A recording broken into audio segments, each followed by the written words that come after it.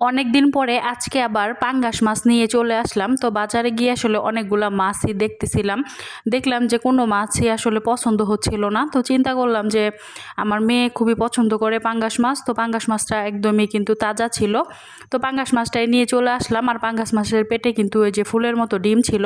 তো এটা কিন্তু আমার কাছে অনেক ভালো লাগে খেতে।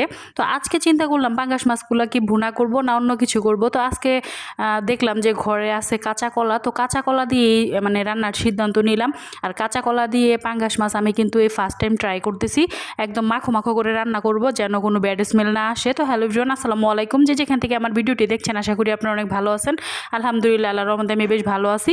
তো আজকে কিন্তু আমি রান্না করতেছি কাঁচা কলা দিয়ে পাঙ্গাস মাছ। তো আপনারা কি কখনো খাইছেন কিনা অবশ্যই কমেন্ট করে জানাতে পারেন। আর আজকে আমি যেভাবে রান্না করতেছি এইভাবে আশা করি খেলে ভালোই লাগবে।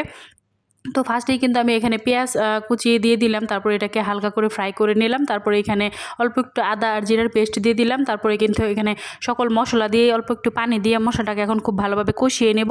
আর কষানো হয়ে গেলে কিন্তু আমি মাছগুলোকে দিয়ে দিব। আর মাছের মাথা কিন্তু আমার কাছে খুবই ফেভারেট, মানে যে কোনো মাছের মাথায় আমার কাছে খুবই ভালো লাগে খেতে।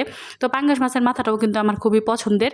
তো এখানে কিন্তু পাঙ্গাস মাছের মাথা, লেজ আর পেটি নিয়ে নিয়েছি। তো পেটিটা কিন্তু আমার মেয়ে খুবই পছন্দ করে। আর আমি কিন্তু মাথাটা পছন্দ করি। তো মাথাটাই আসলে খাবো আর কি। তো এখানে মাথাটা এখন খুব ভালোভাবে সবগুলা মাছ মশলার সাথে মাখিয়ে নেব খুব সুন্দর করে। তারপরে ঢাকনা দিয়ে ঢেকে দেব এই মাছটা কষানোর জন্য। খুব সুন্দর করে কষিয়ে নেব। আর কষানো হয়ে গেলে নামিয়ে নেব। আর তারপরে কিন্তু আমি আমার যে কাঁচা কলাগুলা কেটে রাখছিলাম সাথে এক পিস আলুও দিয়ে দিয়েছি। তো সেগুলাকে কেটে কুটে খুব ভালোভাবে ধুয়ে নিয়েছিলাম। তো তারপরে কিন্তু এখন কলাগুলা দিয়ে দিব।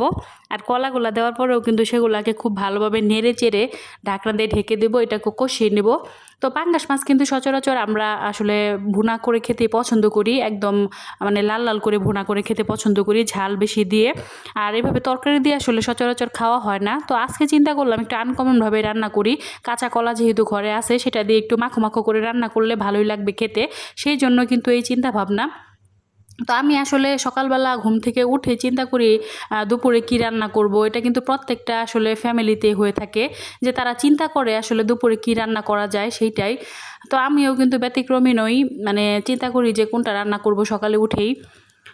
তো চিন্তা ভাবনা করার পরে যেটা মাথায় আসলো সেটাই রান্না করে ফেলতেছি। তো এখানে কিন্তু কাঁচা কলাটা খুব ভালোভাবে কষানো কমপ্লিট হয়ে যাওয়ার পরে আমি পরিমাণ মতো ঝোল দিয়ে দিব। আর ঝোল দেওয়ার পরে কিন্তু খুব ভালোভাবে নেড়ে চেড়ে ঢাকনা দিয়ে ঢেকে দেবো। 10 মিনিট এটাকে রান্না করব। তারপরে কিন্তু উপর থেকে মাছগুলোকে দিয়ে দিব।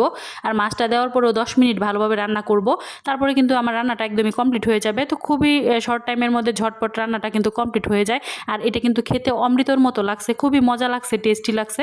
তো আজকের ভিডিওটি কেমন লাগলো অবশ্যই কমেন্ট করে জানাবেন। আজকের মতো এই পর্যন্তই, সকলে ভালো থাকবেন। আল্লাহ হাফেজ।